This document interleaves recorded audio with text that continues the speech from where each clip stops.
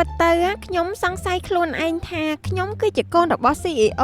ក៏ប៉ុន្តែប៉ាម៉ាក់របស់ខ្ញុំចង់សាកចិត្តថាខ្ញុំជាមនុស្សស៊ូទ្រាំក្នុងឆាកជីវិតដែរឬក៏អត់តម្រាំតែគាត់ទម្លាយការពិតឲ្យខ្ញុំបានដឹងទៅខ្ញុំត្រូវស៊ីអត់ស៊ីឃ្លានសិនទៅតែវាដូចជាយូរពេកហើយបើសិនបើបែបនឹងមែនណាគឺគាត់ទម្លាយយូរណាស់ហើយមែនឯងទៅចាស់ច្រេះចាប់ហើយនៅតែមិនទាន់ទម្លាយនៅដើរធ្វើបុគ្គលិកកពិកកពុកតែត្រឹកតែត្រករាល់តែថ្ងៃនោះទេឬមួយក៏ចាំដាឯងនឹងអស់ដង្ហើមចង្រិតសិនបានទម្លាយការពិតថាមិនត្រូវដែរហើយក៏ហមឯងប្រហែលជាកើតជាកូនភ្លោះម្នាក់ជាមនុស្សម្នាក់ជាកពើហើយខ្ញុំជាកពើឬក៏ជាមនុស្សចុះខ្ញុំថាស្រីដាឯងមើលរឿងភាគ AI ជ្រុលពេកហើយបានគិតថាវាអាចកើតឡើងបានក្នុងពិភពមនុស្សនោះមិនខំធ្វើការរកលុយទេខំតែចាំសំណាងធ្លាក់ពីលើមេឃវាទៅមិនរួចទេអូនិយាយដល់សំណាងធ្លាក់ពីលើមេឃអញ្ចឹងខ្ញុំទៅជួបលោកស្រីប្រធានសិនគាត់ហាក់ដូចជាមិនដឹងទេថាខ្ញុំគឺជាស្អីគេស្រីដាឯងជាកូនស្រីខ្ញុំពីកាលណាបើស្រីដាឯងវាចង់ចាស់ជាងខ្ញុំទៅទៀតនោះ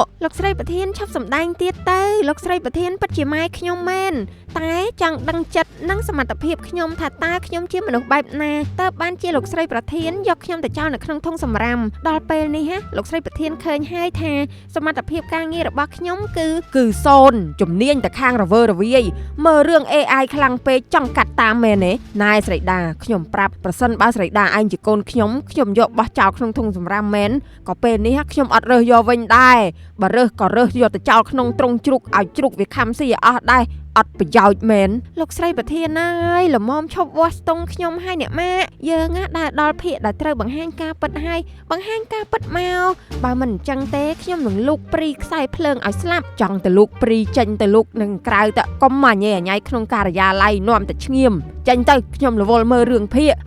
បើលោកស្រីចូលចិត្តមើលរឿងភាគអញ្ចឹងមើលតាម Facebook ពិបាកអត់មានភាគបន្តណាអញ្ចឹងហើយណានាងខ្ញុំសូមណែនាំការកំសាន្តដ៏សម្បូរបែបពី TV 360 by Midphone ចង់មើលអ្វីក៏មានរឿងភាគកូរ៉េនិយាយខ្មែរប៉ុស្តិ៍ទូរទស្សន៍ក្នុងស្រុកក្រៅស្រុកខ្សែភាពយន្តល្បីឬវីដេអូកំសាន្តថ្មីជាច្រើនតាមរយៈកម្មវិធី TV 360 by Midphone ដែលអាចប្រើប្រាស់បាននៅលើគ្រប់ឧបករណ៍ឆ្លាតវៃទាំងអស់កញ្ចប់ TV 360 Premium ប្រចាំថ្ងៃចុចផ្កាយ1555ផ្កាយ6ទ្រង់ជ្រូកត្រឹមតែ15សេនក្នុងមួយថ្ងៃទស្សនាឥតគិតថ្លៃរយៈពេល7ថ្ងៃសម្រាប់ការចុះឈ្មោះលើកដំបូងដើម្បីផ្ដាច់សូមចុចផ្កាយ1200ទ្រង់ជ្រូកទាញយកឥឡូវនេះស្រីដាសុខសប្បាយទេម្សិលមិញបងប្រុសម្នាក់នោះសួររកឯងប្រុសម្នាក់ណាគាត់ប្រកាសជាទេវបុត្ររូបសង្ហាមកពីភពព្រះច័ន្ទចង់យកខ្ញុំទៅក្រងរាជសម្បត្តិនៅភពសុក្រហើយព្រោះខ្ញុំគឺជាព្រះនាង Celestia នៅកាឡាក់ស៊ី Andromeda អូយស្ដាយដល់ហើយឱកាសមកដល់ហើយម្សិលមិញបាយជាមានជំងឺព្រះឥន្ទ្រាធិរាជពិតជាដាក់ទោសទណ្ឌខ្ញុំខ្លាំងពេកហើយខ្ញុំចង់មានប្តីជាទេវបុត្រ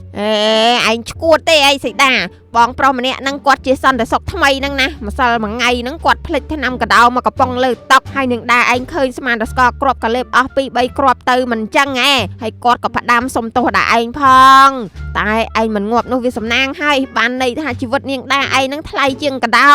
អញ្ចឹងបានន័យថានោះមិនមែនជាថ្នាំកណ្ដុរទេគឺប្រកាសជាថ្នាំដឹងជាតិតាមពិតទៅគាត់គឺជាវរៈបុរសមកសង្គ្រោះខ្ញុំតាសប្បាយចិត្តណាស់ទៅស្វែងរកការពិតសិន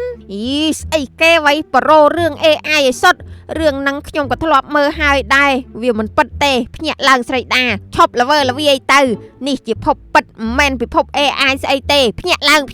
មិត្តម៉ាក់ប្រាប់ខ្ញុំតាមត្រង់មកតាប៉ាជាព្រះរាជបុត្រនៅនគរណាបានជាត្រង់ទៅចោលយើងទុកឲ្យយើងនៅរហេមរហាមបែបនេះកូនអើយជ្រុលជាធ្លាយទៅហើយម៉ែក៏មិនលាក់បាំងទៀតដែរកូនស្រីបិតាកូនគឺជាព្រះសកទេវរាជស្ដេចទេវតានៃនគរសួតកវិបុលទ្រង់បានប្រែកឡោច្រឡំប្រែកលាខ្លាយជាមនុស្សមកលេងឋានកដាលពេលនោះទ្រង់ក៏កើតគ្រុនចាញ់ក៏បានទៅស្នាក់អាស្រ័យនៅផ្ទះនារីម្នាក់ឈ្មោះសួនទ្រង់ក៏កើតស្នេហាហើយក៏បានខ្ញុំមកមែនទេអញ្ចឹងព្រះបិតាទ្រង់ដឹងទេលុះទ្រង់ជាពីប្រឈួនក៏បានហោះទៅនគរសួគ៌ាលីវិញ